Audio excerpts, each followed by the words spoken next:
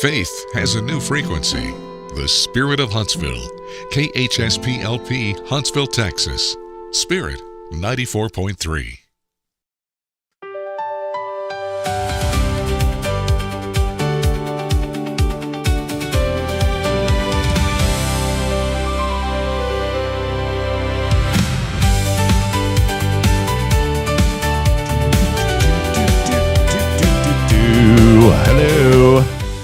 Hello. Welcome in, everybody. I wonder what that sounds like over the radio. Ain't no telling. Hello. Welcome in on a delusional Tuesday. Rob here. I think it feels like Monday. Oh, man. I'm telling you, man, this whole... Brother, can we just quit taking off? I know. It throws you just right out of the loop, man. It just... And I've got a whole thing on this. You know, Memorial Day is a very, very important day. But unfortunately, I think a lot of people celebrate it for the wrong reasons. And I don't say that judgmentally. It's just we need to understand the importance of that day and what it means and the sacrifice that was made for. So it's not a day to go hang out at the lake and party it up and, oh, I get a day off. And man, and I'm wondering, this is Rob's rant this morning on a Tuesday. Rob's rant. Yeah, positive bell ain't going yet. We need to be mindful of all the people that have came before us and paved a way for us. We're able to sit here and do what we do every single day. And this is a message for me. It's a message for all of us this morning. Message for everyone listening on the radio. That where we are at right now is because of somebody else. It is. Now, there could be a few caveats to that. I know that we have folks that are listening that are incarcerated, and we want to bring hope and encouragement. And the decisions that you've made have put you where you're at. Mm-hmm. And that's a tough thing too. But there's hope. And we do have to be reminded every day, Jason, that there have been people that have came before us that have paved a way, that have allowed us the privilege and the opportunity to do what we do every day. Yes, there has. And the most selfless sacrifice, in my opinion, that anybody can make is serving our country. Mm-hmm. It's one reason, agree.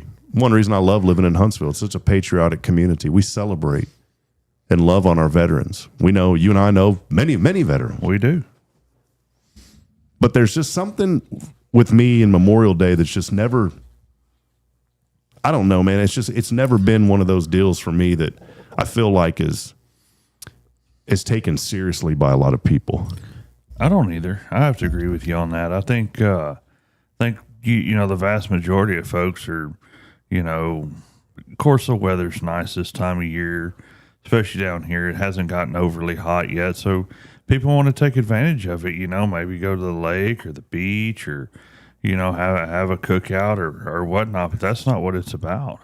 Yeah, and I'm not judging. I know. Look, I'm not judging at all, man. You know, if I had an opportunity yesterday to go relax at a pool, I probably would have. You know? I could have hooked you up, man. I'm not judging that. I'm not saying, and I know I know many people who, you know, go out and they had a great weekend, but they also honor our veterans, those people that are doing that. But there is so much more. Like I was watching videos on Fox News and just people at a beach and they were just partying it up and boozing it up. And I'm like, man, do you guys not really? And they were asking them questions and they had no idea what it was for. It was one of those kind of social experiment things. And when they had no go idea. out and they ask them questions, you know, what is this holiday for? And most people don't know. They don't know the difference between Memorial Day and Veterans Day. Yeah. Or either, you know, and it's, man, we just got to be mindful. And I don't want to start it on a negative connotation. That's not what I'm getting at. But I just want people to be more serious. I posed a question yesterday on social media. We got a great show lined up today, by the way. We'll talk about that here in a minute. Before we do dig in more, time is 7:42. We want to welcome you in. Good morning, Huntsville. Underwriting support for this program is made possible in part by Elliott's Jewelers, online at elliotsjewelers.com. You can set up an appointment there.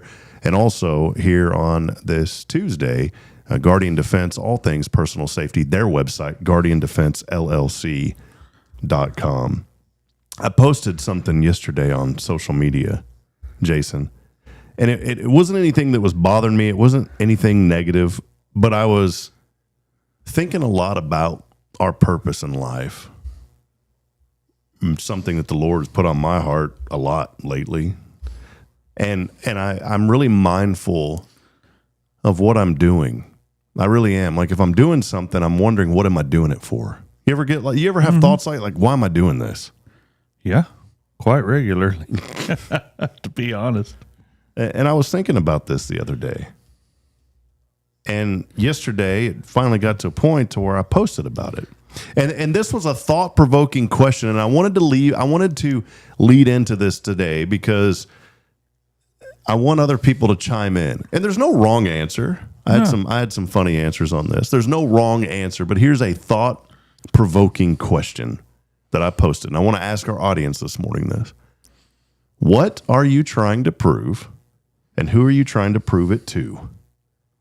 So think about that this morning. What are you trying to prove, and who are you trying to prove it to? And there's no wrong answer. I was just curious of people's responses. Yeah, that sounds like interesting. I'd like to see what the responses are. Now, if you think about like, what are you trying to prove? That can sound negative though. Like, what are you trying to prove? Yeah. And I don't mean it in a negative way, Jason. No, I understand where you're coming from. I mean, that's a question that, you know, hopefully people put a little bit of thought into. You know, are we trying to prove something to somebody? You know, are we worried about what someone else thinks of us? You know what I'm saying? As I posted that question, I thought about myself and like, what am I trying to prove? And it's not an easy question. No, it's not. If you really think about it, I'm it's sitting not here an easy thinking question. about it, and I'm drawing a blank because I'm not trying to prove anything to anyone, really. You know my purpose in life, and I feel like all of our purpose, that God has ordained us to go and make disciples of all nations, that we're here to honor him. And I look at it from that standpoint, and that we share the gospel. I mean, to me, that's the purpose of life, is sharing the good news of Jesus Christ and bringing people hope and encouragement through him. But then I think about, like, what am I trying to prove? Well, I'm not trying to prove anything. The Bible's already proven it. Yeah. I don't need to prove anything. Who am I to prove anything? Yeah, I mean, there's nothing for me to prove. And so I started to think of it outside of a spiritual context. Like, what am I trying to prove? And really, for me, it's nothing. I'm not trying to prove anything. Now, for my life, I'm trying to lead people to the Lord. Yeah. I want them to know Jesus Christ and the hope that we have in him. Yeah. But as far as like proving something to somebody, I'm not really trying to prove. I'm just trying to live my life and honor God the best that I can. And man, I mess up every day at that. Oh, multiple times a day on my end. I mean, multiple times a day. So that's the question this morning is what are you trying to prove and who are you trying to prove it to? And we did have some answers. You want to see some of these, Jason? Because some of these I are. want to hear some of them. Oh, here's some. And people are commenting in this morning. We'll get to those. But here's a few of them. The Mashi is back, by the way. I know. The Mashi is here. We'll bring him in just a little bit. Want to hear about this this trip he had? So Cherie commented in and said that Jesus is the way, the truth, and the light, trying to share it with the world. And see, I agree with that. I agree with that because, but I don't think I'm trying to prove that because it's already proven in the Bible. You get what I'm saying? Yeah, but I'm trying to share Are we that. supposed to bring light to it? I like this one. My buddy Freddie said this. He says, I want to prove myself to Jesus. And that's a good one. That's deep. My friend Kevin said this. It's funny. He said, mostly just trying to prove I'm faster than the guy next to me. he said he doesn't know that we're racing, but still. And so I told him, I commented back. I said, next time I'll pull up beside you. And then ... My friend Paul said this. This is a good one. He said, I stopped trying to prove to anybody. You get my worst and you get my best. I'm always trying to improve, though, but every day is different. And at the end of it all, I just hope I wasn't as bad as I thought. Jesus loves me with all my faults as a human being. That was powerful, man. Yeah, that is. Robert said this. He said, I learned a long time ago that the only person I need to prove anything to is myself. Life is not a competition or a comparison. No. Yeah, I mean, it's all about you. You take care of you. You do what you feel like you need to do. And it doesn't matter whether you got $5 or $500 billion, or if you have a fancy house or you live in a 1-bedroom apartment. Mm-hmm. As long as you're happy. I saw that, man. That was good from what Robert said. Deanna said this. We know Miss Irwin, and this is in honor of our daughter. She said, I'm trying to prove that not driving distracted will literally save lives. That's her mission. I can go with that. That's her mission. I think that's a good one, Deanna. Tony Kulak, my friend, said this. Tony's funny because I've had a real big issue lately with these NBA playoffs and these broadcasters. All right. The negative bell. Josh, we got the negative sounder. Yeah. I've been seeing some of those posts on Facebook. I'll be honest about the officiating and all that stuff. Oh yeah. Well, they fined one guy and pulled him out of the series. I official? Yeah, one of the officials got fined and he gone. Well, $10,000 is all they fined him because those guys don't make the millions like the NBA players. No, but $10,000 is a chunk of money for them. Huge. Yeah. The NBA player, they just laugh. I spent that last night going out to eat. Yeah. Here's my deal. All right. There's a word that broadcasters say all the time that's overused. All right, I'm ready. And I snuck it into the show one time and nobody noticed it. The word is physicality. That's the word. Is that even a word? No, it's not a word. Some broadcaster made it up a long time ago and thought it was funny. They made this word up and thought that it was funny. Physicality. Physicality. The word makes no sense. I know the connotation of it is to be physical and whatever, but it's an overused word in broadcasting. So the other day we had someone on the show and I snuck it in. I said, boy, there had to be a lot of physicality involved with that. It was funny because people were laughing. But I was thinking of that, and I said, man, that word is so overused. And I was joking about it. Well, Tony, our good friend Tony Kulak, he's the PA voice of the Huntsville Hornets. He's also on staff at Sam Houston. Great man, love the man. He said that he jokes with me.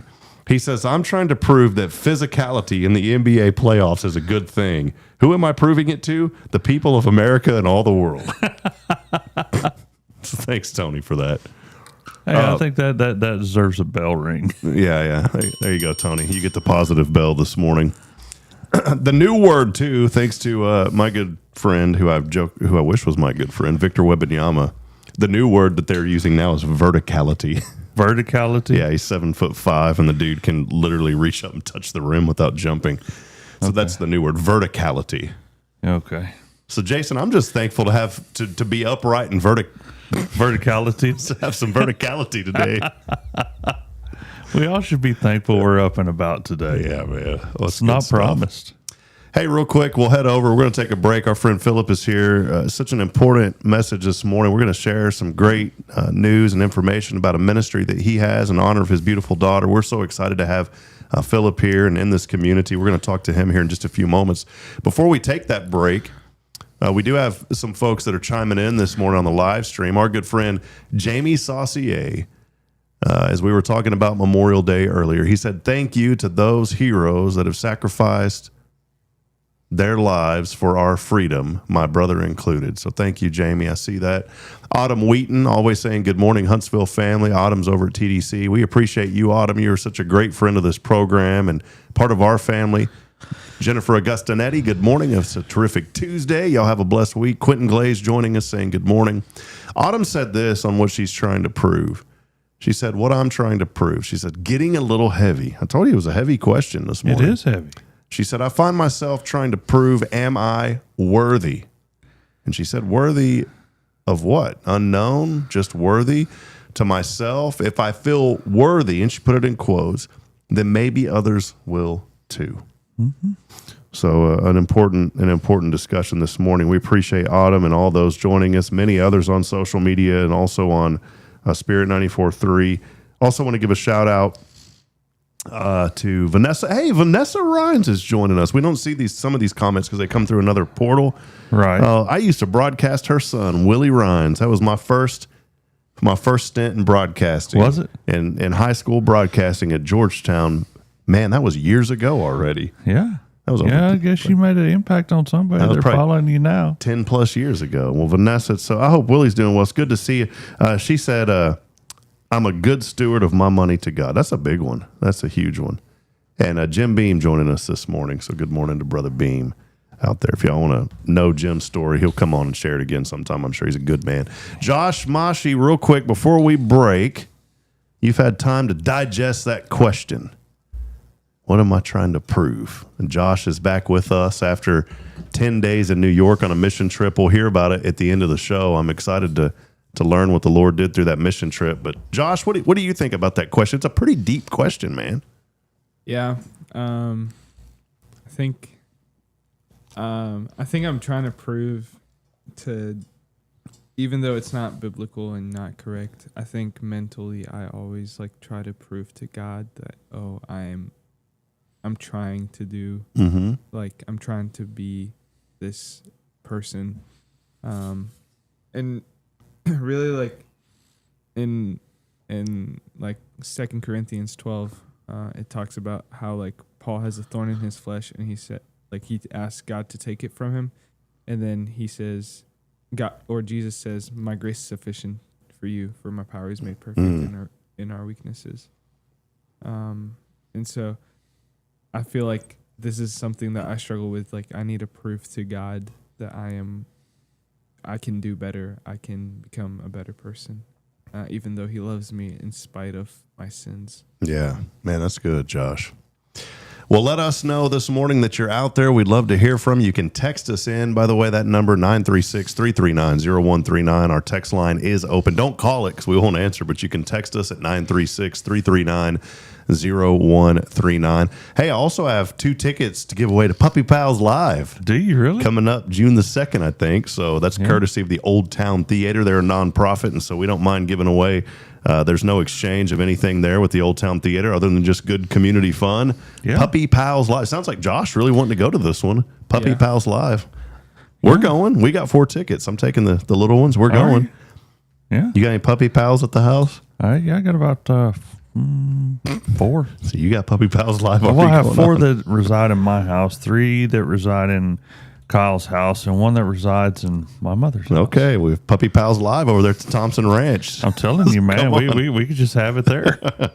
We are giving away those 2 tickets. That show coming up, I believe it's June the 2nd. All you got to do is text in the keyword PUP, P-U-P, to 936-339-0139. I guess I have to wait till tomorrow. Yeah, well, you can do it. Don't matter, Jason.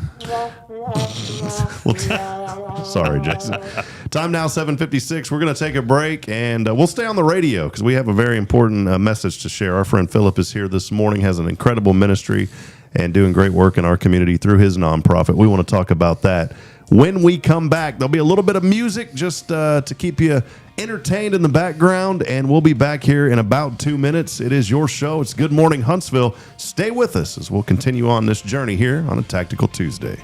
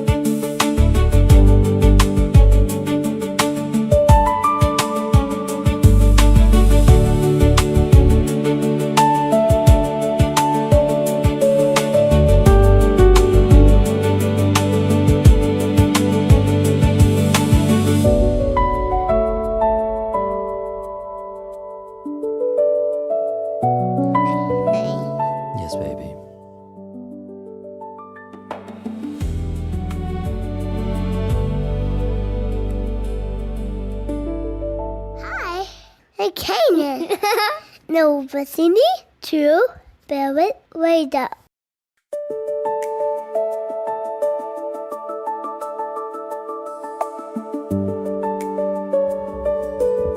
All right, friends, time now 7:59 on KHSPLP 94.3. This is Spirit Radio, Spirit of Huntsville. If you have to be at work at 8 o'clock, you have 10 seconds, and you will be fired if you're supposed to be there at 8 o'clock and you're not there. So go ahead and bring those breakfast tacos, Jason. That's it. Yeah.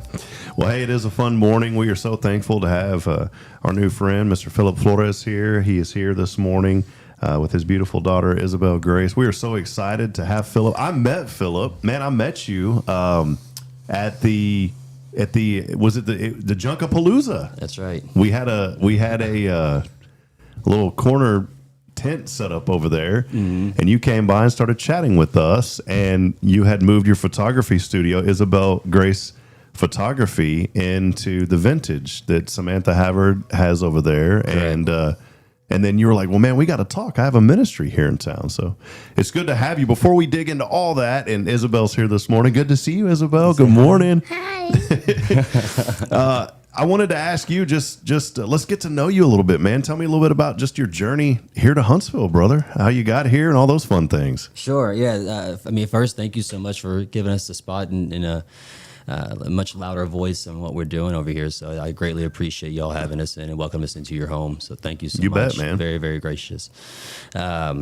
Yeah, so I'm from Huntsville, born and raised, and lived here for my entire life. Moved away for about 5 years to go to Austin for Izzy's schooling. It was an inclusive school that she went to, and so we went there for about 5 years, and then some family matters brought me back home to Huntsville, and so now we're back. And up there I was doing other productions and that kind of thing, and so I wanted to bring that same level back to Huntsville, and now here I am. And the good Lord works in ways that we don't understand all the time, and so it's been a whirlwind. But that and 8 years in the Marine Corps and raising babies and all the things. I mean, it's been a busy whirlwind to say the least, but a very blessed one. Yeah, as man. Well, so How many years have you been back here in Huntsville now? roughly about two-ish. So two-ish. During that you were born and raised here. So during that 5 years you were gone, did you notice a lot of change, or is it just still In same Huntsville? old? Yeah. Night and day. I mean, that's what I love about Huntsville. Though. Like, the culture of Huntsville, it still remains. It seems like the good old boy kind of like good people doing good things, essentially. But aesthetically, it's certainly grown a lot. Wait, Jason, I call it the old son. How you doing, The old son the mentality. He always says that, old son. How you doing, old son? That's the new phrase for Huntsville, old son over there. Well, Phillip, man, I think it's incredible what you do, and you have your photography studio named after your daughter. Maybe tell us a little bit about that, man. Yeah, so whenever I first started photography and I wanted to start my own company and career, I truly did feel like it was a calling of God upon me. I didn't understand it, I don't think, at the time, the way that I feel that I do now. And so I started Isabel Grace Photography in her name, so that way, should I ever make it big, I knew I would never fail, because otherwise I failed her name. So I knew that wasn't going to happen. But I knew that if I ever did make it big, whatever that means, that it would all have been done in her name and in her honor, it wouldn't be any glory to me, anything like that. So it's through the grace of God that we've gotten to where we've gotten through, and through what we've gotten through. And now it's her name that gets to shine bright, not mine. So that's the way I wanted it in the beginning. Man, I think it's beautiful, man. The first thing I noticed when your little girl was in here, it's Isabel. She runs up and gives me a hug. Yeah. And I mean, you think about the joy of the Lord, and there's always this special joy that the Lord has on children. Me as a dad, 2 children myself, and there's this special joy that the Lord has put on children. Isabel exemplifies that. And Amen. so first and foremost, it's His glory. But man, I know that you're such a great daddy. I can already tell, man, the moment that I talked to you and the first thing that you started telling me, you didn't tell me about yourself. You told me about your daughter, man. Yeah. And that speaks so much on your heart. So I just wanted to give you some mad dad props for that, brother. Thank you. I appreciate it. Well, this kind of transitions in, with your background in photography and studio work, you wanted to do something really awesome and special too, and a ministry was formed. And tell us a little bit about the ministry, the name of it, and more about the ministry. So the nonprofit is Isabel Grace Photography. The mission under it is Down for Smiles. I started it, 5 or so years ago. It originally, I actually started after she was born, but the fire that was lit under me started in the hospital prenatally whenever my ex and I received prenatal diagnosis of Down syndrome. And instead of congratulations from the nursing staff and the doctors, it was, here's pamphlets on ways to terminate. And so it was a horrid experience. And I really, I don't know, lost for words on how I feel about it, especially in this room. But so anyways, that sparked me up and made me want to start shining a different light on people with Down syndrome. And you don't know what you don't know. And the world moves and turns through socials and that kind of thing, and through awareness. And so I figured that, I've grown to the point in my photography career that I do believe that I can shine an appropriate and a beautifully painted light on these individuals and show, what they bring to the world and how tremendous they are. And so that's what I did. And I started giving away free photo shoots to families with Down syndrome, just to help tell their stories and get them out there into a spotlight. And, it's, like I said, I've been doing it for 5 or 6-ish years, something like that. And I think we've traveled 20 to 26 different states. The mission has made its way around to 13 different countries around the world. Wow. And I don't really foresee me quitting this at all. So, Well, I wanted to step back because I didn't realize this. That the Isabel Grace Photographies ran as a nonprofit. correct. And so, I mean, we can talk about that night and day. That changes the whole landscape of everything. As a 501c3, I just think it's incredible. The work and just the way that you're honoring your daughter. When you said that a while ago, man, is how it is as a parent, things hit different. For sure. And I paused for a moment when you said what you said earlier, because instead of this joy, the doctors come in with something different. And the joy that your little girl brought me a while ago is you can't speak on it. No. And it's beautiful, man. And I think what you're doing is incredible because you're shining a light on God's special people. I appreciate that. And I agree wholeheartedly. I've said it time and time again that I think that people with Down syndrome are probably the closest to agape love that we're going to feel on this 100%. earth. Yeah. They're the purest of hearts, and it's.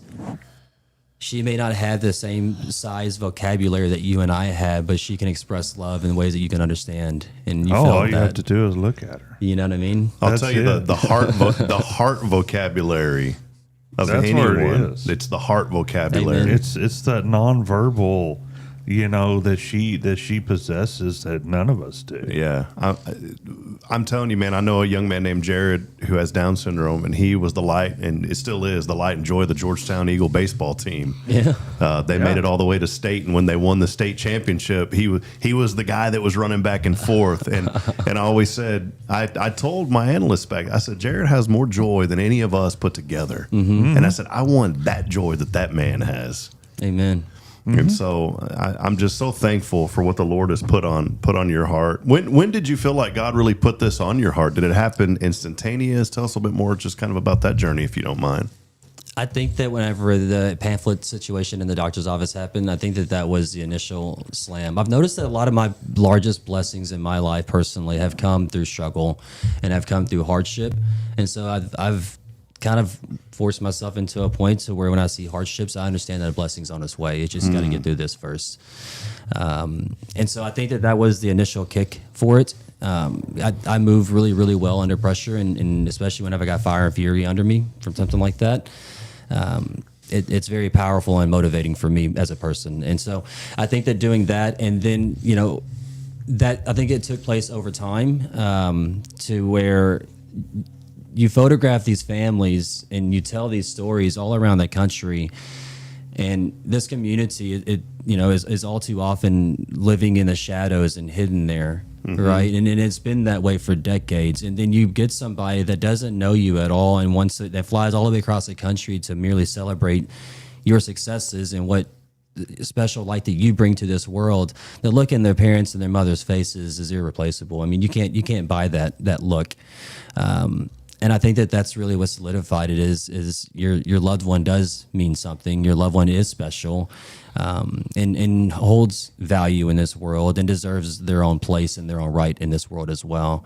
They deserve an equitable lifestyle and in the pursuit of happiness, just like the rest of us do. And their successes, although may look different at times than the rest of us, they deserve to be exemplified and really shine, a bright light on, a beacon on, because they are a walking beacon. She's mine. Yeah. Well, again, Phillip Flores is here this morning, Isabel Grace Photography, and the ministry of Down for Smiles, a beautiful ministry. You can find out more information online, downforsmiles.org. You mentioned earlier, man, you guys are traveling. You're doing a lot. You're taking photos for families with those that have Down syndrome.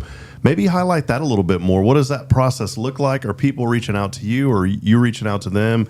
Guide us through how all that works. Yeah, so the families will reach out, and it's from wherever they come is wherever they come from, and we I started raising money through my for-hire production company, and we get sponsorships. And so the businesses here in Huntsville, what I've been doing is they're sponsoring the families around the country. I shoot them a commercial so they get a marketable asset out of it, and the family gets sponsored for free. So it's at no charge at all. Wow. And a part of that process is that I make contact with the families and build a relationship and a rapport with them because I want to get to know them. And it's funny you asked that, because just the other day I was on a call with a family in Missouri. and they were asking about these 3 different families, and I started naming off names like it was, because I know them, and I maintain contact, and I still talk to these families even 5 years later. And so, we just build a rapport, and then we go over there. We'll fly in the morning time. Then the following day, usually that night, we'll have dinner with them and spend some time with them and pray and this and that. The next day, we do a full day shoot with them, and then on the 3rd or 4th, depending on the story, we'll fly out.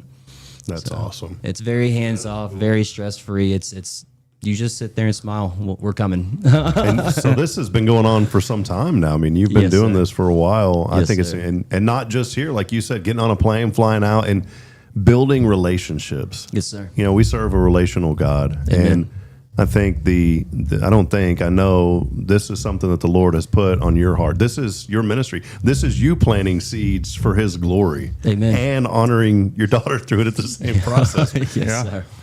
Man, when we think about this morning, this lines up this morning because I had this thought yesterday, and it wasn't anything negative, because it can be taken negative. Sure. If you ask somebody, what are you trying to prove? That comes across negative. Mm-hmm. But I had this thought of like, what are you trying to prove, and who are you trying to prove it for? And I think this ministry that you do, that question is answered in your life. Yes, sir. Of what you're trying to prove and who you're trying to prove it for. I Yes, think sir. it's awesome, man. And it's not a negative thing. It's a very positive thing. I appreciate that. I think that the biggest thing that I want to prove, like my ultimate goal with all of this, kind of off topic, but still No, on, it's all right. I am dying to get to Iceland. And I've got a bone to pick with those guys over there. I mean, a big one. Their abortion rate is 100% in Iceland for Down syndrome. Oh my goodness. And so every baby that comes through, it's 100%. And I know that there's families there with Down syndrome. So what I'm trying to do now is I'm trying to raise enough money just for travel, because on these shoots I don't make a dime. I don't want to. And now I have before I have, because I need to pay bills. But yeah. but on these I don't make any money on these. It's for her. And so I wanted to get to Iceland because I think that they need to know, like, you have families here that are worthy of life. It's I go back again to when you walked into the studio, and Isabel, I don't even know her, and she runs up to me smiling and gives me a hug. Mm-hmm. How could you deny that? I don't know. How could you deny that, Jason? Your heart's not where it should be. No. That's it in a nutshell to me. Does Isabel get to go with you on? I know it may be sometimes challenging, but does she get to go with you to some of these shoots or meet the families? She's flown to Philadelphia with us one time and had a great time over there. And I'm soon to get back into the position where I'm able to to do that with her. Isabel, do you like to fly on a plane with Daddy? Yeah. You Yes, do? sir. Yeah. You like to fly? Yeah.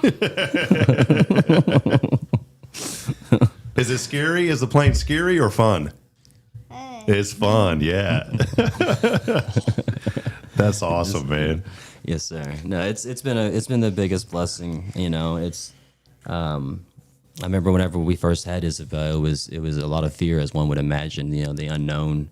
Oh, And yeah. so- It's probably unimaginable. It's a gut punch at first, and then you learn to live with it, and not live with it. You just learn to raise a child like you would any other typical learning child, Right. and like any parents out there that may be listening that are facing prenatal diagnosis or just had a baby with Down syndrome, I can promise you it's okay. We are all perfectly made in God's image, and if God lives within us, then you cannot be wrong. He makes no mistakes. And so it's going to be okay. Yeah. Your life is going to be amazing, and we're going to get to the same finish line. We just might take the scenic route, and that's okay too. Brother, I think your message this morning, and just again honoring your daughter, is a message for all of us to just live life and to be thankful for the blessings that we have and for the blessing of life. Amen. Life is such a blessing. So many times people look for a miracle in life. I've got a friend right now, stage 4 cancer. He needs a miracle this morning. We're praying for him. And we know that God is always going to provide. If he doesn't provide here on this earth, it's going to be in the afterlife. But this morning, someone needs to be reminded of that blessing of life, that we look at miracles in tough situations, and sometimes we skip over the biggest miracle, one, that Jesus Christ came and died and shed his blood for us, and we deserve to die, but he came because he loves us. Amen.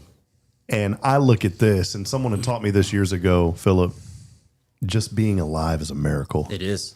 Just being alive, just being able to sit here today at this little table and reach the world is a miracle. Just to breathe, just to put our feet on the ground Absolutely. is a miracle. I have two people that I know never heard of this condition before. It was called hydranencephaly. It's a very rare disorder where some children are born with a brain deformity. It's very serious. And the doctor in both of these cases had told both of these people that your child's probably got about a year to live. One of them now is 13 years old and learning to walk. Wow. And I say this phrase, but God. When you said that about Iceland earlier, they don't know the phrase, but God. No.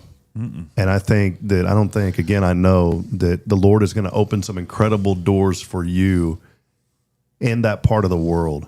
God's word commands us. He doesn't ask us. He doesn't say, would you please go? He says, go and make disciples of all nations. That's why when you walk into the studio above the door, it says from here to the world. It's a commandment to go to the world.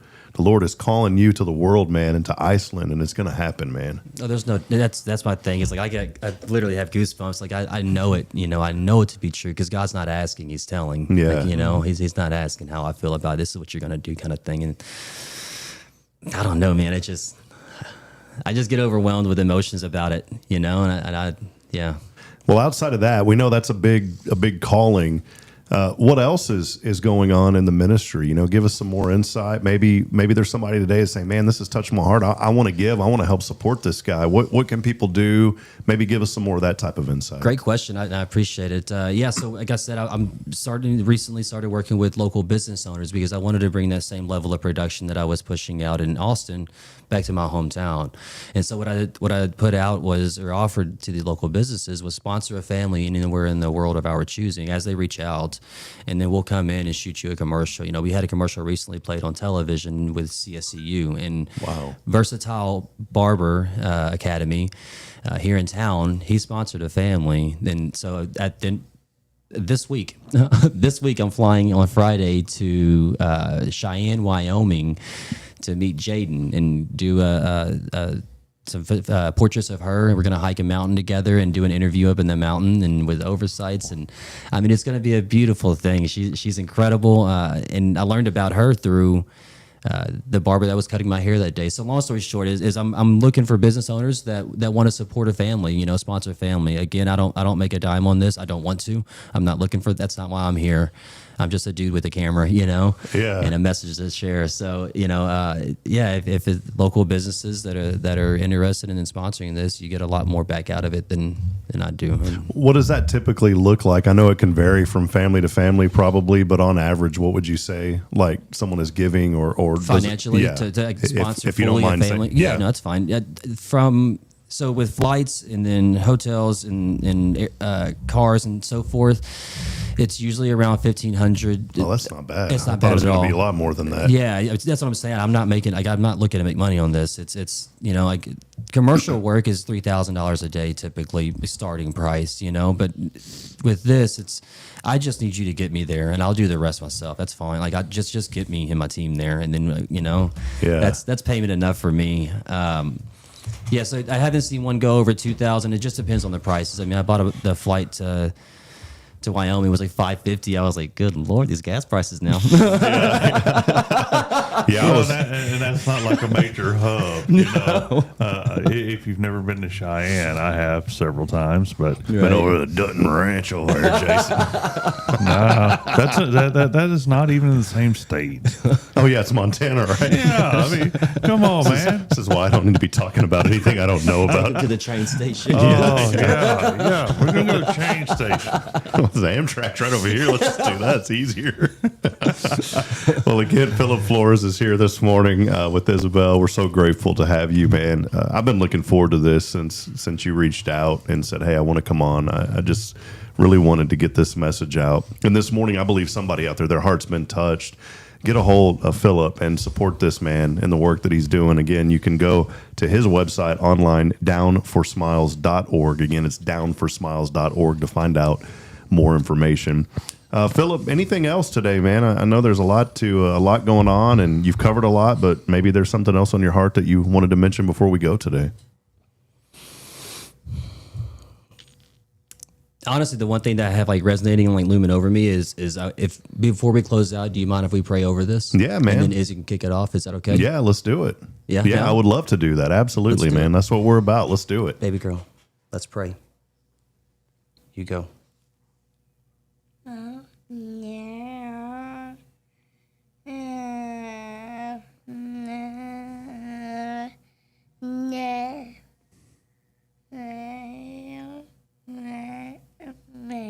Amen. Amen. Wow, Go, that baby was girl. beautiful. Yeah, Good man. job. Well, praise the Lord, brother. Well, we're going to keep praying for you and your ministry, and we want you to come back. I'd love for you to come back in 3 months, give us some updates. Yeah. And if there's, and also, man, I just thought of this too. Maybe there's some families that have allowed you to come in and be a part of their life and share some stories and photography. If any of those families are ever interested in joining you, and we can even bring them in remotely, through our remote connection, and let them further tell that story. Man, I would love to do that. I think this is something that we could do quarterly and just continue to promote the great work that you do. When the Lord put this ministry on our heart for Spirit Radio, we didn't know, kind of in your situation, you just do. You just do and let the Lord go. And I never imagined that 2-3 years ago we'd be sitting here today at this little tiny table, but talking about a global impact, and the things that you are doing are making a global impact for the kingdom. And it all starts because of that blessing that's sitting in your lap right now. Amen. Man. So, Amen. Jason, any questions, anything final for Phillip? No, I think he covered it. I can't wait to be back, or see him come back on the show. Yeah. Josh, we always bring our, I don't ever want the producer guy just to like hang out by himself back there. Yeah, Josh, put the camera on yourself. Yeah, see, he doesn't like it though. He goes, I feel uncomfortable putting the camera on, but people have to see you, Josh. I told him I'm gonna make a switch here so he doesn't have to do it. But Josh, maybe there's something on your heart, or maybe something you wanted to share or ask Phillip before we go today. I think what you're doing is really good. I'm all about that, and I think people with Down syndrome are such a blessing. And my mom's cousin had Down syndrome before he passed away a couple of years ago, and he was such a joy and a blessing. So, yeah, Appreciate that, brother. I'm sorry for your loss. it's okay. Yeah. I think we need to with the Lord. change. Whoever came up with the word "down" needs to change it to "up." You know what I Because mean? Yeah, I think I'm serious because it needs to be up. I've never met anyone that has Down syndrome that hasn't had joy ever. And then again, I go back. That just made my day, man. I was having a rough morning. I'll be honest. Like I'm not going to sit here and lie. I was having a rough morning. Mm-hmm. Mornings aren't easy a lot of times, and sometimes I get in my own way of reminding myself I need to be grateful today. Yeah. And when your little girl comes running in here and gives me a hug, my whole day just changed dramatically. Yeah. So It's crazy how much power is in love, isn't it? yeah, man. Yeah. So, well, there he is, Phillip Flores. Again, appreciate Phillip, his nonprofit, Isabel Grace Photography here in Huntsville, and also Down for Smiles. You can go online, downforsmiles.org. Thank y'all so much for being here today. Thank you for having You us. bet. Bye, Give us Isabel. space. Thank you Say for bye, being baby. here. Say bye. All right. Well, we'll wrap it up. Time now is 8:24. We're going to head back to music and programming on Spirit 94.3. For the rest of you on social media, the Mashi has a game for us today. I think it's like a Family Feud game coming your We way. have the Family Feud game. Yeah, so Jason and I are going to duke it out here in a moment. And we'll have that. If you want to take part and remain for the fun, stay on social media like many already are. Otherwise, if you're on Spirit 94.3, we'll go back to music and programming. Have a blessed day, everybody, and we will continue the show on social media. This is Good Morning Huntsville. Stay with us.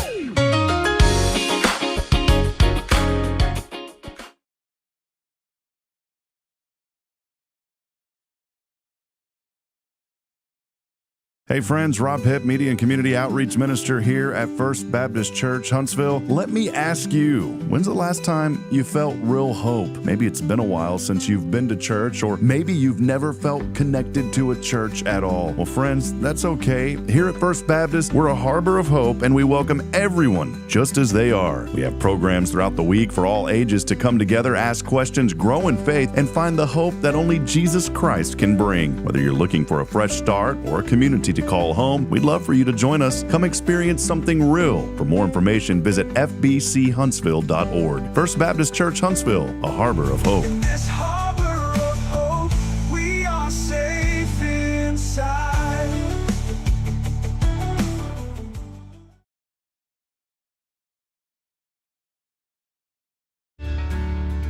Hi, I'm Billy Cawthon, manager of Sam Houston Memorial Funeral Home. We know times of loss are tough, and you need a place to feel comfortable and cared for. At Sam Houston Memorial Funeral Home, we pride ourselves on being with you during those really tough days. You can rest assured that we will be on your side and by your side every step of the way. Thank you for your trust. Sam Houston Memorial Funeral Home, supporting families every day, every step.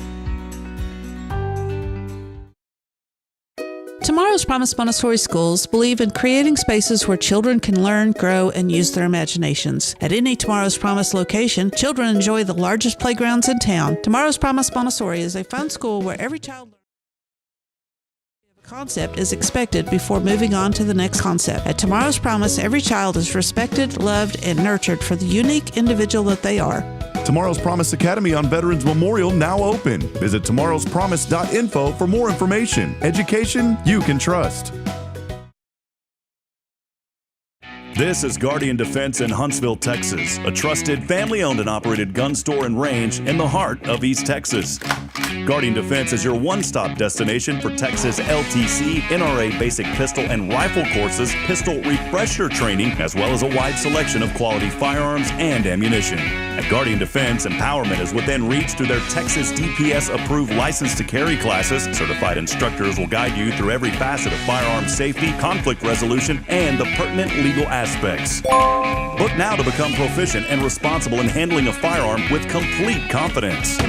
For the eager learners, the fundamentals of pistol and rifle usage await discovery in their comprehensive 8-hour NRA basic courses. You're invited to connect with Guardian Defense on Facebook and Instagram, or give them a call at 936-293-0364. You can also visit them online at guardiandefensellc.com. Guardian Defense, your reliable partner in mastering firearm safety and acquiring quality firearms in the heart of Texas. Are you ready for a better way to bank? Join Walker County Federal Credit Union today. As a member, you'll enjoy low-cost loans, no annual fees, and easy online access. We're not just a credit union. We're a community dedicated to your financial success. Experience friendly service tailored for just you. Why wait? Join us online at walkercountyfcu.com or drop by our location at 1802 Normal Park Drive, Walker County Federal Credit Union, member NCUA. Hey friends, this is Rob Hipp, and I'm here to talk about a true expert in the real estate world. Let me introduce you to my good friend, Terry Coleman of the Coleman Realty Group. With 33 years in the business, I've dedicated my life to making your real estate dreams come true. Specializing in residential properties, I serve Walker and Montgomery counties, from Spring to Trinity and areas all around. They call her your next door agent, and here's why. I'm not just here to help you find a home or lease a property. I'm here to build lifelong relationships. Whether it's residential or commercial, farm or ranch listings, there's something for everyone. Now you might wonder, what sets Terry apart from other real estate agents? Well, it's simple. She goes above and beyond for her clients, like the time she surprised a family from California with a fully decorated Christmas tree and gifts when they returned from closing. You shouldn't have to compromise on the joys of home during life-changing moments. So, if you're ready to make your real estate dreams come true, here's what you need to do. Visit my website at myrealtorterry.com and let's make those dreams a reality. That's Terry Coleman, your expert in all things real estate. I'm Terry Coleman, your next door agent, and I can't wait to help you open the door to your new life.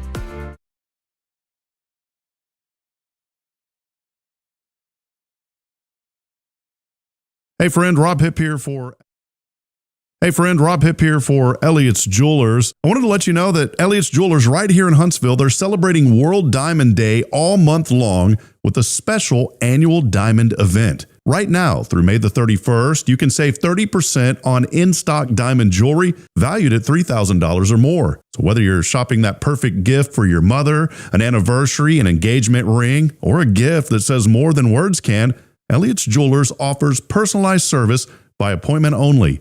They also offer custom designs, jewelry repair, gold buying, appraisals, and restoration. You can book your appointment today at Elliott's Jewelers right here in Huntsville.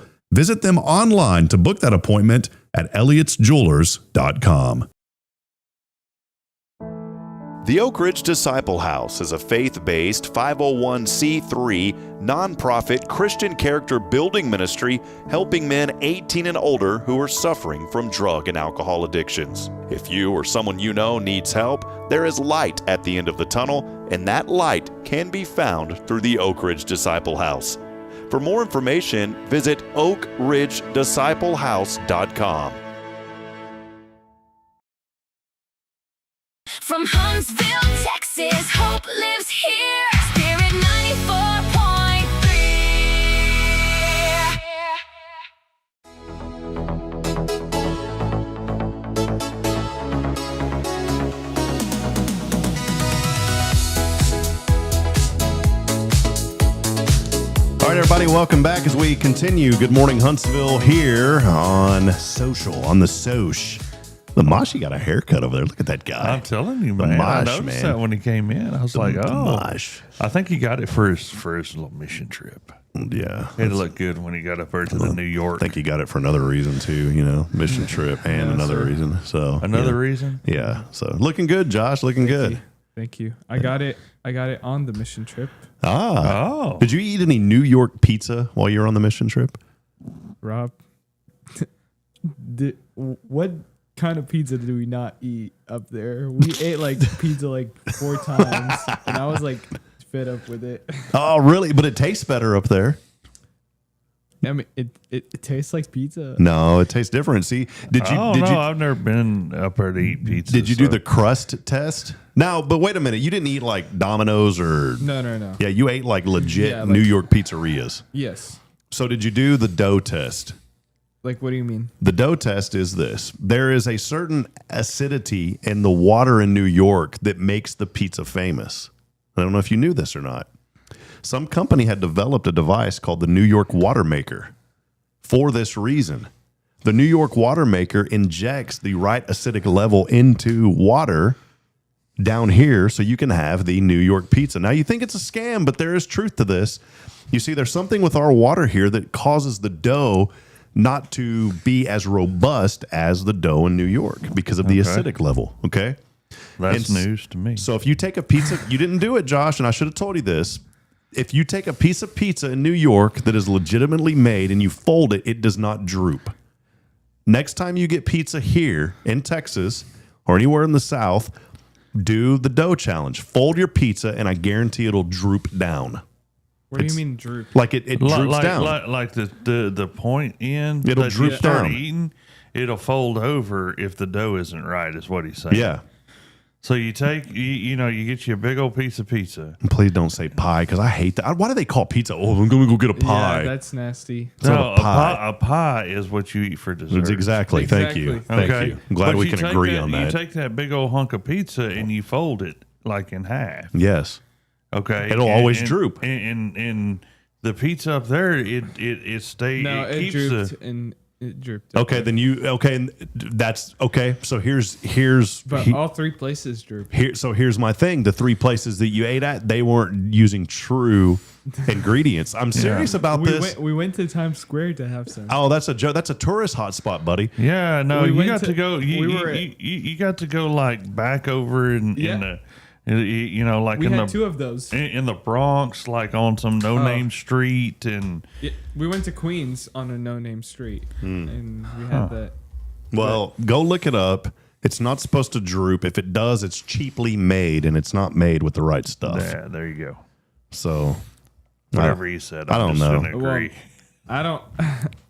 And now I'm looking it up and it says, yes, a New York style slice is designed to droop at the tip. No, it's not AI. You're wrong. You're wrong. All right. Anyways, today it's National. Yeah, thank you.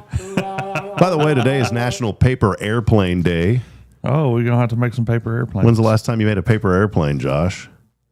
Oh, it's been years. Yeah, it's been like a year or so. All right. It's National Blueberry Cheesecake Day today. Two of my favorite things, blueberry and cheesecake, Bubba. Yeah. Hey, Bubba. I hear you. Hey, Bubba. Hey, Bubba. Hey, Bubba, you want some blueberry cheesecake? Just imagine. Just imagine a bunch of Bubba wants some blueberry cobbler. No. And that's really, to be honest, that's really all that it is today. It's just National Paper Airplane Day, National Blueberry Cheese. You would think that the day after Memorial Day, there'd be some big thing. Well, you know what kills me about Memorial Day? Every mattress company in America has a mattress sale. Blowout. Memorial Day blowout sale.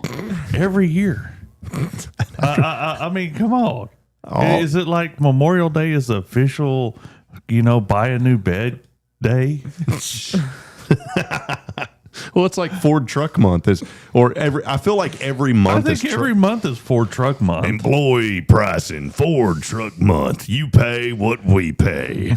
Yeah, I'm like, it's the same thing every month. It is. I mean, especially like you know, and it doesn't matter whether it's rodeo season in Southeast Texas, or in Texas when we have all the big shows and rodeos and stuff. Those last for like 3 months because they start in like January. Mm-hmm. Okay, and it goes through almost the end of March. Mm-hmm. Okay, and every month is Truck Month. Yeah, it kills me. I don't know. That kind of goes to my Thursday segment. Are we making something out of nothing? And in that case, yes, we're definitely no. We're not making. It's a true fact. It's terrible. Hey, it's Ford Truck Month. Why doesn't Kia do that? That wouldn't fit their brand. Hey, it's Kia Car Month. Like what tough voice would they have for Kia? You don't have a tough. I had a Kia. I'm not hating. I had a Kia. Yeah. Probably some Japanese girl voice. That would work. Yeah. That would work. Yeah. But I had a Kia. I loved it. I had a Kia Optima. Yeah. Ricky had a Kia. He loved his little Kia car. He had one of those little SUVs. He put that thing to the ringer. I miss my Kia. When I got to Fargo, I'd loaded it up behind the 24-foot U-Haul, the last one that you can drive without a CDL. My buddy Nathan drove it. Man, my knuckles were so white, and I wasn't even in there with him. I was in my car behind him. Oh, that's nothing, man. I've driven bigger. I know, but you got to know my buddy Nathan. He's my best buddy, man. I've met Nathan. But Nathan driving that thing, and I mean, and all of a sudden we're going down 35, and we get to Dallas, and I look over to the right, and I see that U-Haul just going on this big old overpass with my car behind it. I said, Nathan, what in the world is going on? He goes, them jerks next to me, they wouldn't let me over. I was about to push them off the road. I was like, don't do that. Our whole house and my car is on that U-Haul, man. And we got pulled over in Kansas because the lights weren't working. What, on the trailer? Yeah, the trailer lights. And boy, Nathan he's like, we're going to go to jail. I just know it. I said, dude, we're not going to jail. Chill out. He calls me. He's up. He's worried sick. And he's, well, I can't get a ticket. I said, Nathan, you're not going to get a ticket. Don't worry about it.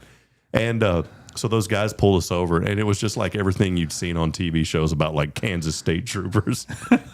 How y'all doing? It's like they had a little Texas twang to them, but they were, hey, y'all doing? Well, your trailer lights are out. I said, whoa, yeah, I didn't know that. Well, where'd you get this from? I said, well, we got it in Conroe, Texas. Well, that's a long way. Where y'all going? Well, obviously we're moving somewhere. I mean, we're not running illegal things, we don't have a bunch of stuff growing in the back of the U-Haul.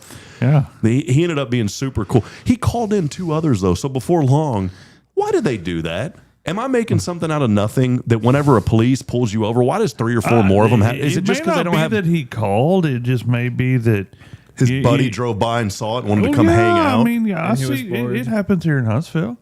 You'll see somebody, getting a driving award. Next thing you know, another officer. Did you say a driving award? Oh, yeah. It's called a driving award. You ever been pulled over, Josh? Yeah, one time. Were you nervous? Yeah.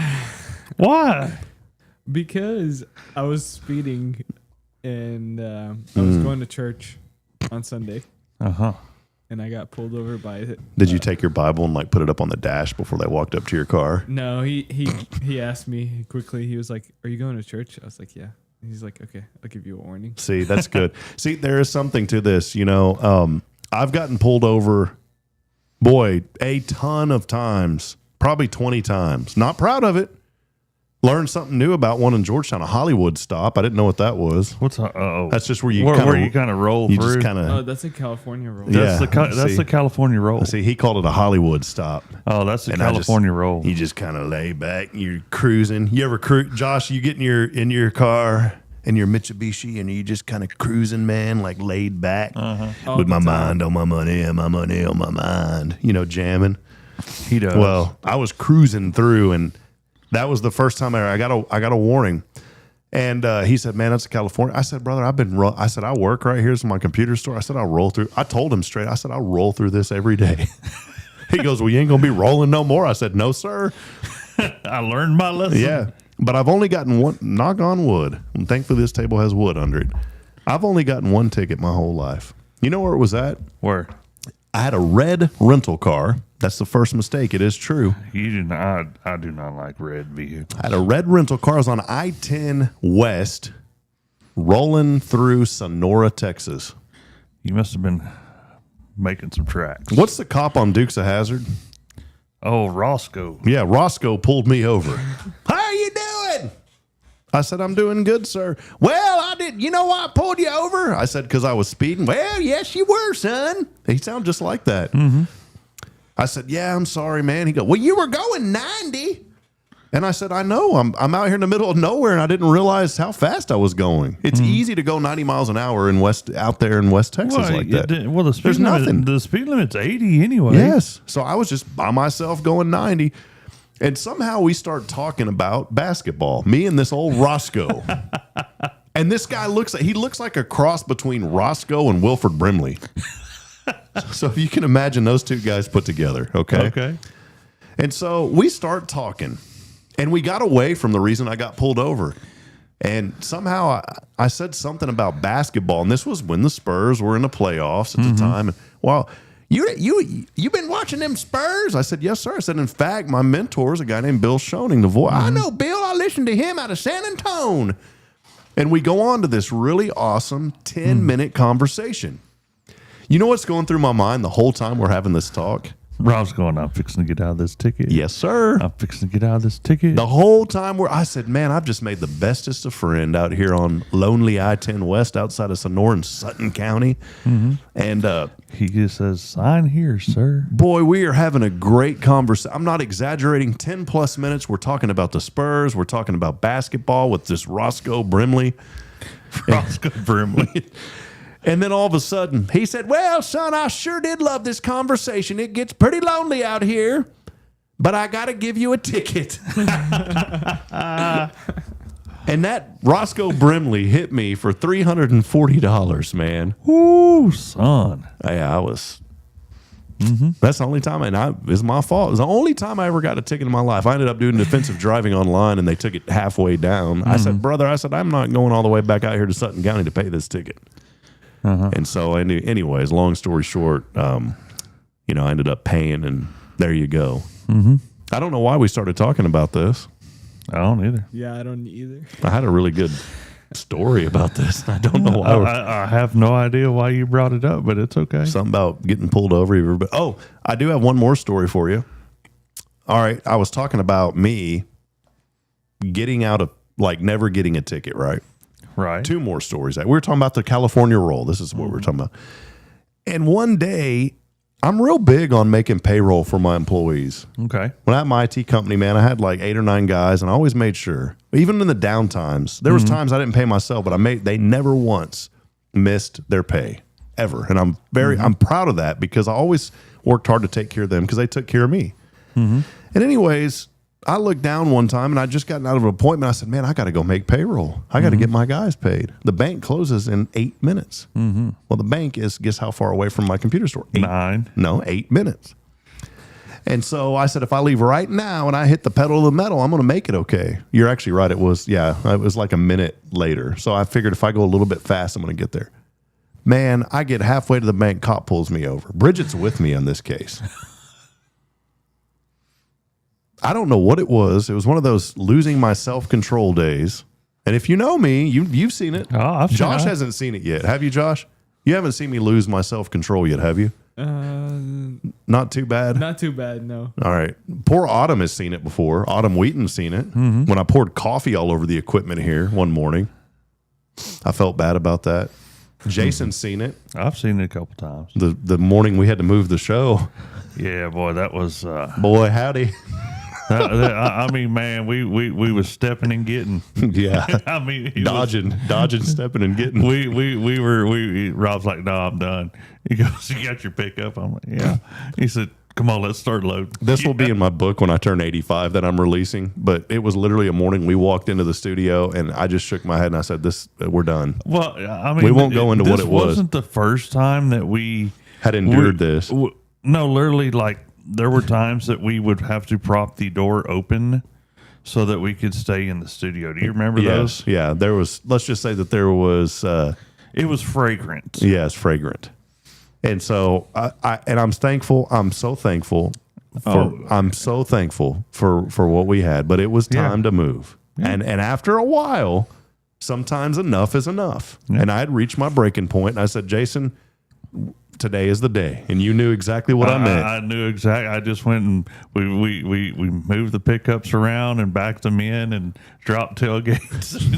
We were unplugging and rolling stuff up and putting tables and chairs. And 30 minutes later, we were on the air, bro. We still had the show. We still had the show over here. we did. It was a short one. Yeah, it was a short show, but we literally were like. It was quick. Yeah. Well, we got the bare necessities and come over. We came over here and it was a little dark, but we got it. We made it happen. Well, this particular day, I didn't want to be late on the payroll, so I was rushing. And you're right. I mean, it was literally like 9 minutes there, and I had 8 minutes to run payroll. And I said all this because I'd lost my cool with the police officer. What? See, my sister said it's that hip temper. That's right. It's the hip temper. It is, man. And when it comes out, that you stay away from it.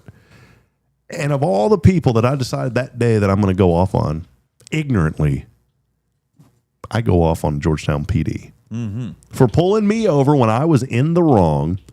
He said, son, you know why I pulled you over? I said, I know why you pulled me over. I said, it's 35 and I'm going 60. I have to get to the bank to pay my people. Let me go now. You know what he did? What? I guess he knew me. And he goes, Mr. Hip, go, get those guys paid. And he let me go. That's awesome. He let me go. I got to pay my guys. He did. He goes, he called me because Mr. Hip, he goes, get them paid. Go. I'm going 6. Bridget looks at me and she goes, how did you get out of that? I said, just be quiet. I got to pay my guys. The other time I got pulled over, this was actually one of the first times I got pulled over. I was in Gerald, Texas. I used to go watch my buddy John Robbins. That kid was he was like the Johnny Manziel running back version of high school football. Johnny Manziel's a quarterback, was a beast. This kid was a beast at the running back level. I used to go to Gerald to watch him. I didn't go to my Georgetown football games. I went to Gerald football game, little 3A school. And John would just run through everybody. He was a phenomenon to watch this kid run. And so my friend Brianne and I, we would go and we'd watch John play football. And we're coming back from a game back to Georgetown one night on I-35. And I get pulled over. And I'm sitting there like, why did I get pulled over? And she goes, well, you were speeding. I was in my old beat up F-150, maroon red. We called that truck Hooch. Because my dad had a truck named, or a dog named Hooch. And it wasn't until I got older that I knew what hooch meant. Hooch was basically whiskey. Right. That's why the dog was named Hooch. Well, that truck, our dog Hooch would always make these noises like, the dog would do that. He'd make those noises. Well, guess what? That maroon F-150 would make those same noises. And so that's why we named the truck. It would squeak going down the road. I would just make these. My dad would joke with me about it too. And so when it was my time to drive, my dad gave me Hooch. All right, the truck. Well, me and Brianne and old Hooch get pulled over on I-35. And I said, man, why'd I get... She goes, you were speeding? I said, yeah, I know. And at the time it was 70 and I was going about 80 or so. And so that is DPS too. That DPS comes up to me. Josh, I'm nervous. This was the first time I got pulled over, by the way. I said earlier, I remember now, because I was nervous as a firecracker, man. And I'm sitting there thinking, man, I don't know what, I'm just nervous. I'm shaking. I'm on the side of the interstate, cars rushing by. He comes up and he says, son, you know why I pulled you over? I said, well, yes, sir. I said, I was going 80 and a 70 and I'm very sorry. He looks at me. He goes, huh, you were? I said, yes, sir. He goes, well, I passed you earlier. And he goes, I must have been doing 90 then. He goes, that ain't why I pulled you over. Well, in that moment, I realized that my registration sticker was out. Not being very smart and thinking about it, because there's no way he could have seen the registration sticker at night, right? Right. So he goes, is there any other reason why you think I pulled you over? What did I'm offering him every reason that I can. I said, well, sir, I'm sorry. My registration's been out for a couple of months. And you know, at the time, it's the sticker. So he shines his flashlight up in there in the corner of the window. He goes, huh, it is. Well, that's another fine. He goes, is there anything else you want to tell me? I said, well, no, sir. I think that's about it. He goes, because you're the dumbest, most honest idiot that I've ever met that's given me every reason to give you a ticket, I'm not going to give you one. And I said, why is that? He goes, your headlight's out, dummy. He goes, that's why I pulled you, or your tail light's out, dummy. That's why I pulled you over. But he called me. He said, you're the most honest idiot that I've ever met, and I'm not going to give you a ticket because of it. And he goes, and I guarantee down the road, if one of my pals pulls you over, you're going to get a ticket. He goes, go on, get. Go on, get. So honesty pays off. Yeah, it does. Our good buddy Mike Heap is joining us, Lone Star Security, saying this. Fun story. My first speeding ticket, was on September the 11th, 01. He said, I was off base when the attack happened. I raced back, and a NYS trooper, must be New York State trooper, wrote me a ticket about 500 yards from the gate to my base. Come on, man. Let the man go. Yeah. I mean, here we are.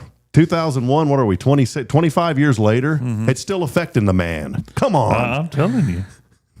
Come on. All right. Well, let's take a break. Do you have a game ready for us, Josh? I do. The Mashi has a game for us. He has a game for us. Yeah. Real quick before we take that break, you have any pullover stories, Jason? Anything? Which one? Any good ones? Any funny ones? Well, I think the time that I got pulled over 3 times in one day. Oh, yeah. He shared that on the show too. Yeah. I don't remember. Well, I mean, when I drove commercially, Okay.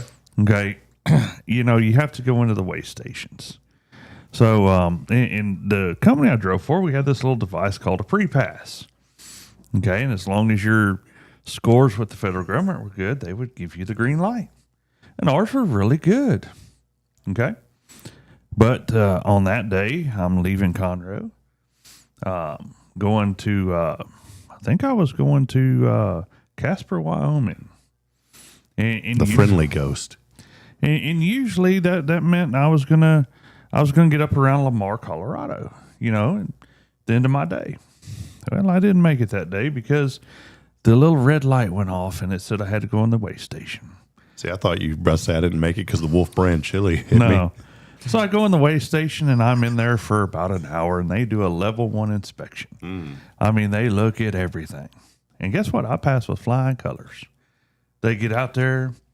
You know, the truck was in tip-top, and our equipment was always in good shape. They gave me stickers. They put these little stickers on the truck and on the trailer saying, hey, we just did a level 1, which is supposed to mean that they don't mess with you for 3 to 6 months. Okay? So I finally pull out of there. I'm going, okay, didn't get too much into my time. I'll still make it. I can see Jason in that big old, what are them big old Freightliner? This was a Peterbilt. Oh, Peter. Okay, big old Peterbilt. This was a long nosed Peterbilt. There's old red coming through. Breaker 19. Red coming on. Come on. So anyway, so I'm like, okay. So I get back out on the big road. I didn't even make it to Fort Worth. Okay, I'm on 287 in between Enos and Fort Worth. Didn't even cross your mind. Okay, not thinking nothing about it. I'm rolling up. Wasn't speeding. I'm in the right lane. I'm doing the speed limit. Here comes a trooper up beside me. He flips his lights on, hits his air horn, and pointing out the window. Saw the brown bottle there in your left hand. Yeah, okay, whatever. I'm just kidding. So he pulls me over and he comes up and goes, well, I decided to pull you over because I want to inspect you. And I was like, did you not see the stickers that they just put on Did you in tell New him Waverly? that? Yeah, I Oh, said, man. they just put on my level 1 stickers, at the scale house in New Waverly, Oh, that was Texas. this one right over here. Yeah. Okay. And he looks at me, he goes, well, they don't know what they're doing down there. This is the training facility for the entire state of Texas. Wow. They don't know what they're doing there. So he decides he's going to inspect me roadside. So there I go for another 40 minutes. And I'm going, golly, really? I'm not, I'd like to at least get in Oklahoma today now. Mm-hmm. So we get done with that, and I'm going up the road, and I get to Childress, Texas. And guess what? You get another one. The scale is open. So I have to go into the scale. And a single trooper in there and a whole long line of trucks. And he comes out and he says, I'm going to inspect you. And I just handed him 2 inspection reports. From this day. I said, I've been inspected twice today. I've had a level 1 and a level 2. And he goes, well, I'll just go ahead and do the gamut. I'll do a level 3. Needless to say, I barely made it out of Amarillo that day. And usually I would take my 8-hour break in Amarillo and move on. Did you take your 8-hour break? Well, you have to take a break. Like within the first 8 hours, you have to take a 30-minute break. Oh, okay. I'd usually make it from Conroe to right at Amarillo somewhere in there before I'd have to really think about stopping. Yeah, not that day. I know where all these stories started. It's because I was talking about Nathan driving that U-Haul when we moved. That's where it come from. Yeah, but where did that come from? I don't remember. We were talking about pizza. Yeah. I don't remember. Moving long distances, something like that. Maybe. I have one last one. We're like the Hey. clean Howard Stern show. Oh, yeah. People listen to us just to figure out what we're going to talk Josh about is like next. the Robin Givens, the Robin back there. I know. Even though my real name's Robin.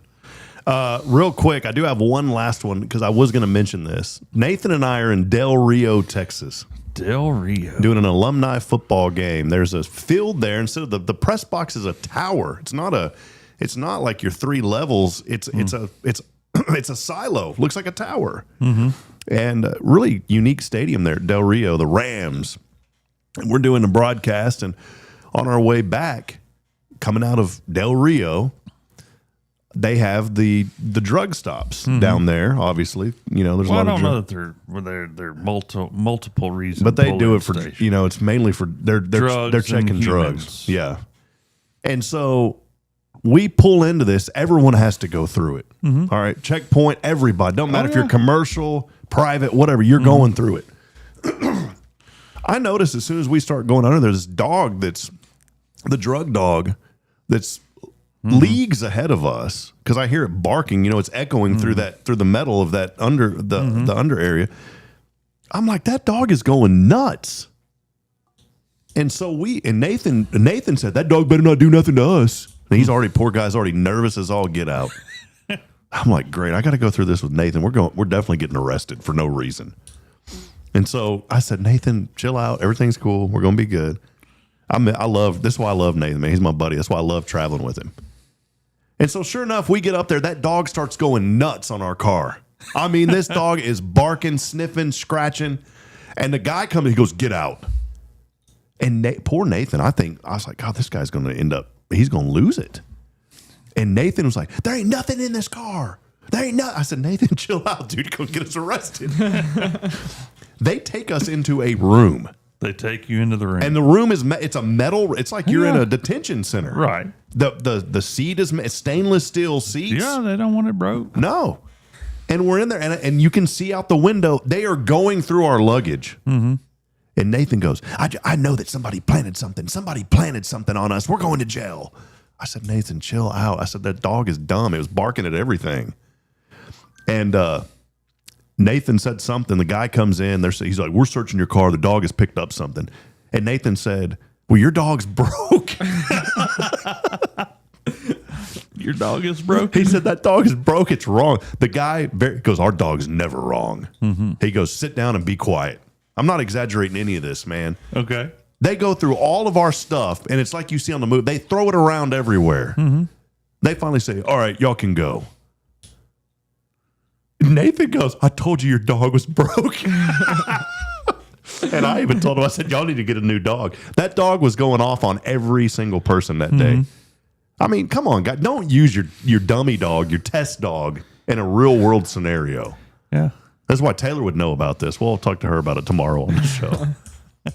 All right, well, let's take a break. We're going to wrap it up with a little family feud. Maybe you want to get involved. Maybe you want to get involved in a little family feud. Maybe. Yeah, buddy. It's coming your way next here on Good Morning Huntsville. Time now 9:01. We'll wrap it up in 15. Come on back. Come on.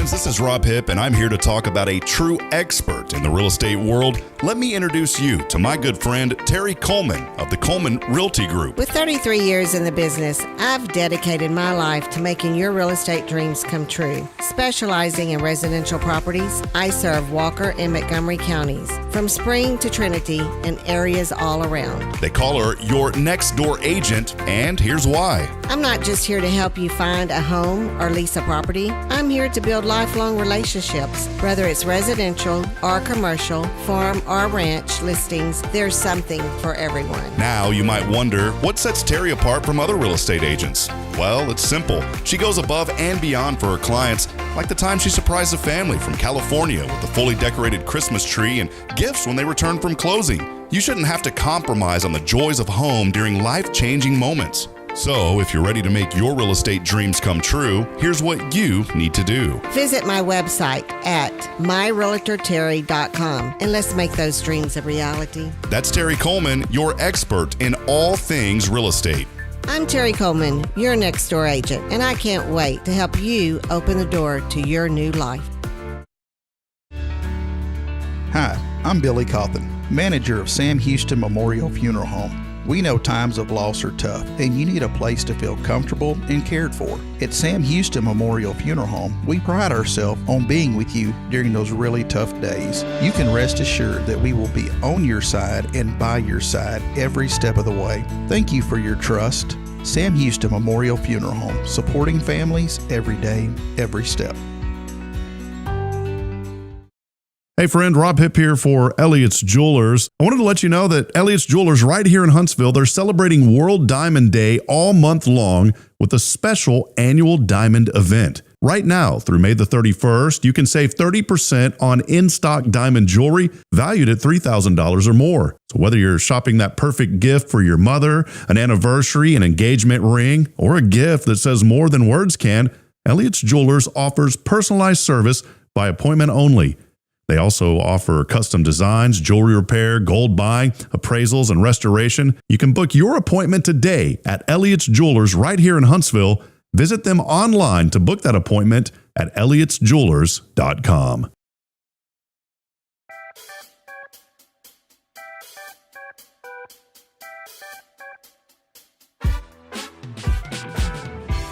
Yeah, buddy. Come on back now. Come on. Time is 9:04 here on Good Morning Huntsville. Boy, we're so thankful y'all are hanging out. A fun morning. We're just making up for lost time. We didn't have a show Thursday, didn't have a show Friday, didn't have a show Monday, and we are back. Hey, real quick, I want to thank our great friend Elliot Herzlich from Elliott's Jewelers for all of your jewelry needs. Please go by and see my good friend Elliot Herzlich. You'll see his name right there on the screen behind me, Elliott's Jewelers. He has been supporting our program since we launched Hello Huntsville over 3 years ago. So a big thank you to Elliot Herzlich for all of your jewelry needs. Again, go to his website, elliotsjewelers.com. Big supporter of CASA in this community. We just posted an article with the jewelry design contest. 2 young ladies, the winners this year, from that contest. There's over 250 entries. We've got the full story, so make sure you go and check that out at HelloHuntsvilleTX.com. Also, of course, Jason Thompson here with Guardian Defense, all things personal safety. They're online at GuardianDefenseLLC.com for all of your firearm training, personal safety, and more. Jason and the fam will get you taken care of. And of course, our stream, not only just through Facebook, but actually 3 different Facebook platforms. Instagram used to be, not anymore, they changed something, but we're still on LinkedIn. We're on Spirit 94.3 for the first half of the show. All of that made possible from our streaming sponsor. That is Huntsville Memorial Hospital. For your healthcare needs here in Walker County, think of HMH first. Huntsville Memorial Hospital. We appreciate their generous support and also underwriting of Spirit 94.3. They're continuing to help us promote the good in our community. So a big thank you to HMH as well. Well, Jason, we are here. Real quick birthday shout out. We've got one here in town I wanted to say hello to, Miss Kristen Dutka. Happy birthday to Kristen. Happy birthday. Has the American Flip Factory, her and her husband. Oh, okay. And her boy, her son, not her youngest, but her son, Michael, is a musician. He actually did he's only like 10 years old. He did our grand opening for Hello Huntsville 3 years ago at the Chamber. That's awesome. And by the way, you going to be available Thursday at 11 a.m. or you got a service? I don't have service yet. All right. Come Thursday, 11 a.m. Hey, Josh, you know what's exciting? We didn't win any awards. So I know that because we didn't get a phone call. Okay. For the best of. We didn't win anything. Oh, I didn't either. Yeah. I don't promote what we do. Like, vote for us. We just hope that people will. But we didn't, and that's okay. But I didn't realize that we scheduled our ribbon cutting the same day that they're having that awards lunch. Didn't know. Because that's kind of a, invitation. It's invitation They only. should announce when they're going to do it at least, but they didn't. Well, so it is what it is. So I know many people won't be able to make it to our ribbon cutting because they won awards. We did not, but that's okay. And 11 a.m. Thursday morning, come and be part of our ribbon cutting here for Spirit Radio. Okay. We're going to have lunch across the street, too. Josh, you going to make it? Yeah, I'll be here. Okay, perfect. We got to pay him, but he'll be here. Okay. All right, Josh. Happy birthday to Kristen.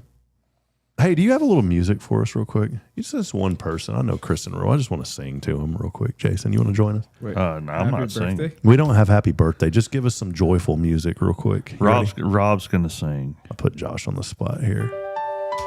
It's your birthday, Kristen. Happy birthday. American Flip Factory today. But it's not your business's birthday. It's your birthday. Happy birthday, Kristen.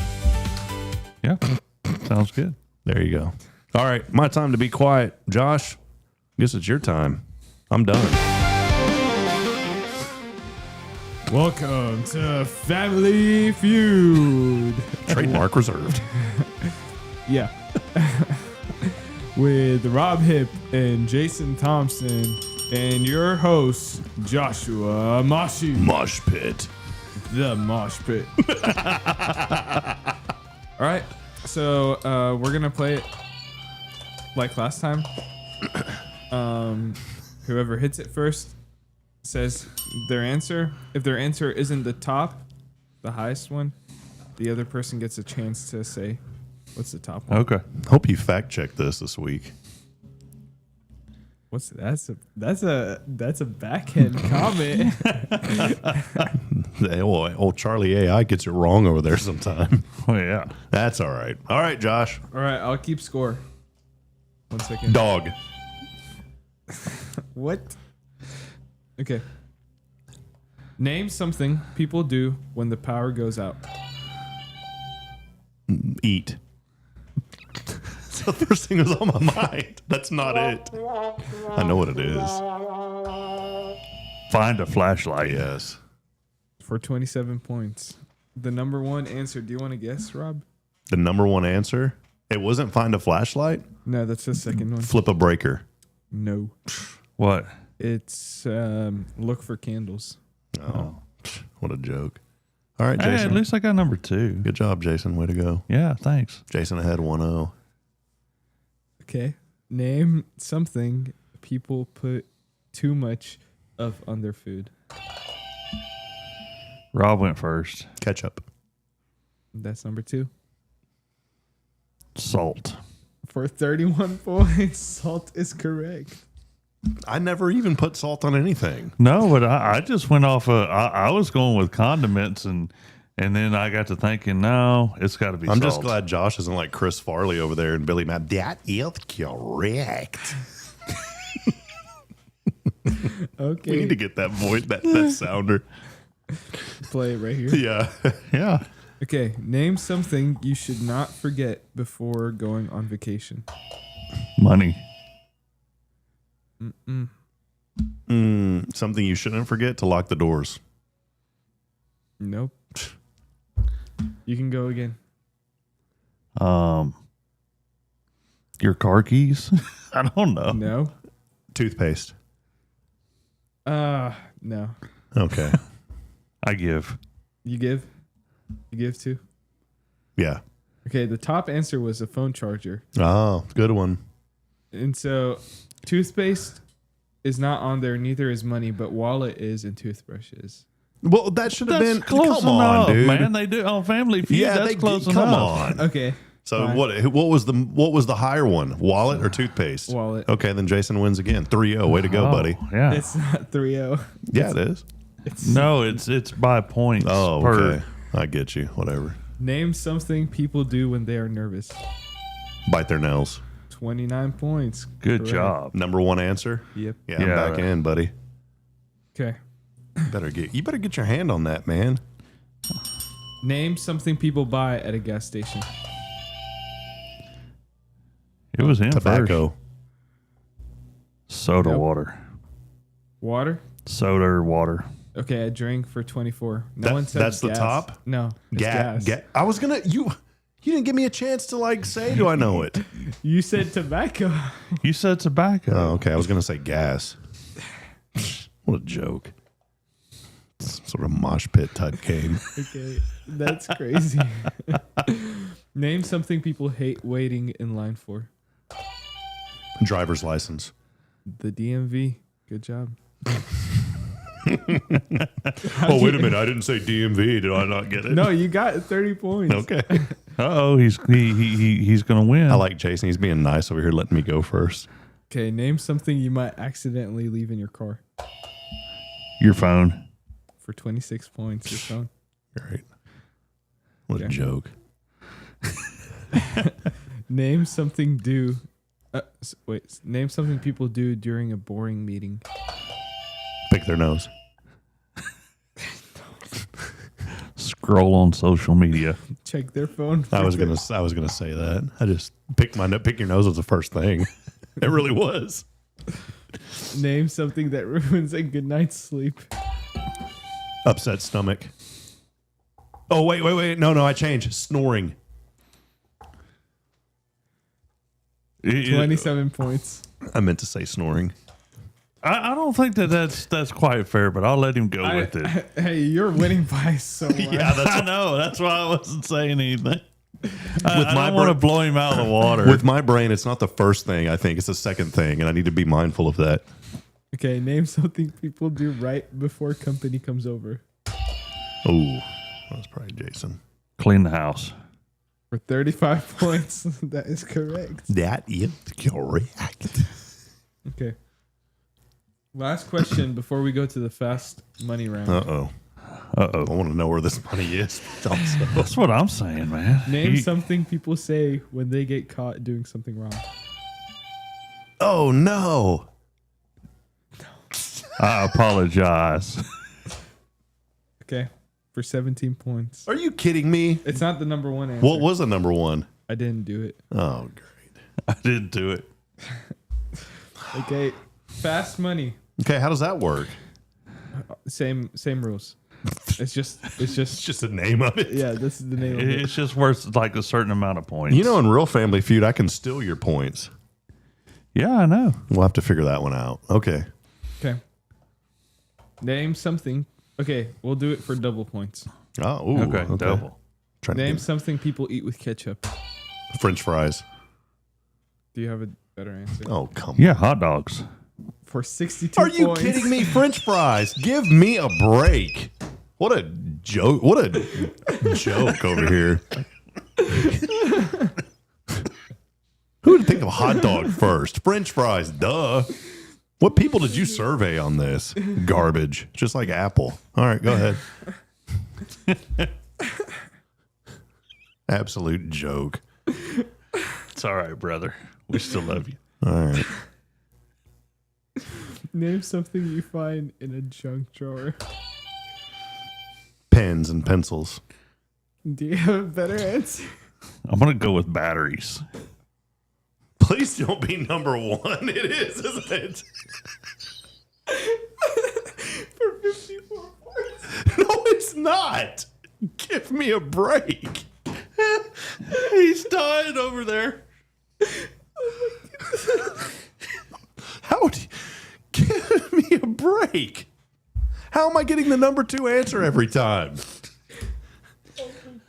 Oh, you got to get a quick picture there, Jason, real quick, Josh. We all He needs a picture of him. Oh, yeah. I'm crying, bro. He's literally crying over there.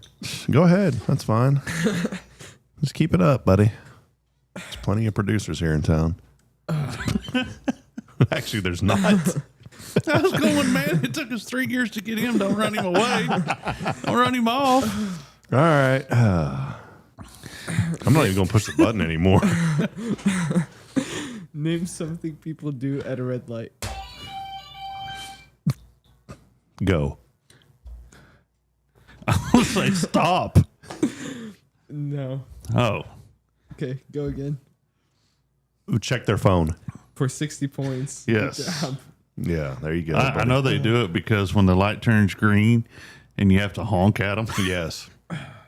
To tell them put their phone down. How far am I behind? Like 700 points? I can't tell. You can't act. It's too. Jason's at 2 rows and you're still at like the fourth one. All right. Okay. How many more questions we got? 2 more. Okay, so there's no chance. All right. Name something that makes kids laugh.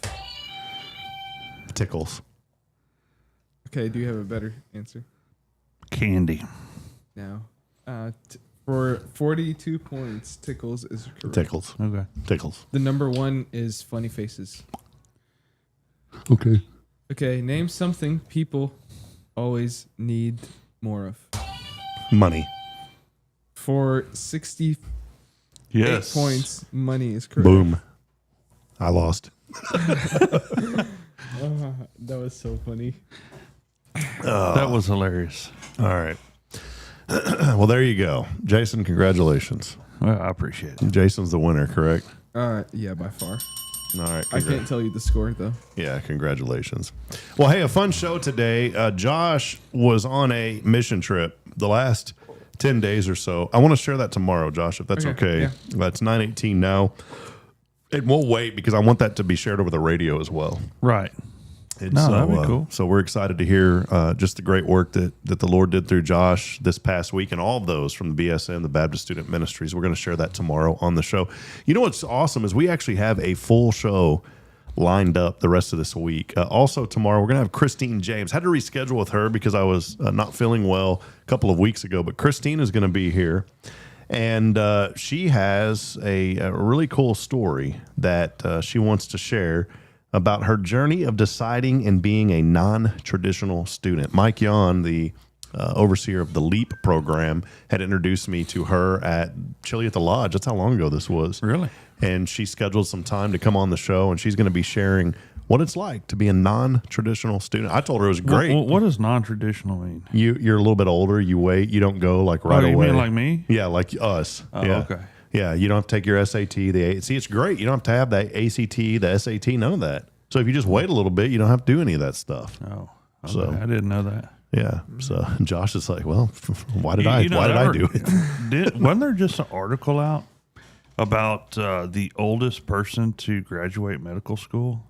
I didn't see it. Yeah, I saw a story on that like in the last week or so. I think they said she was 72. Wow. Dawn Zudigist Kraft. That's her name, Zudigist Kraft. Doctor of medicine degree at age 72.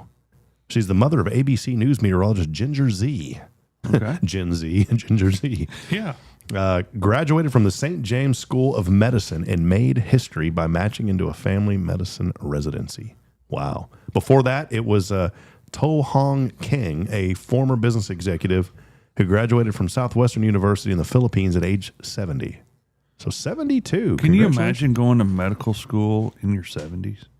I mean, here I am dying at an associate's degree at, going online, and I couldn't imagine medical school. Here I am dropping out of ORU at 42 for a short time.